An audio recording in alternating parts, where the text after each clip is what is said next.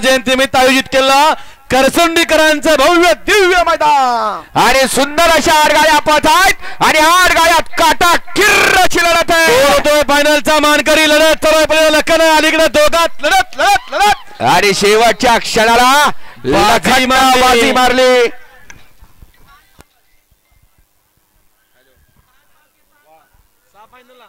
बाजी मारली विठ्ठलनं. वळवा दुसरा सेमी वळवा. सेमी फायनल 1चा निकाल निकाल आणि निकाल. सुंदर अशी लढत झाली.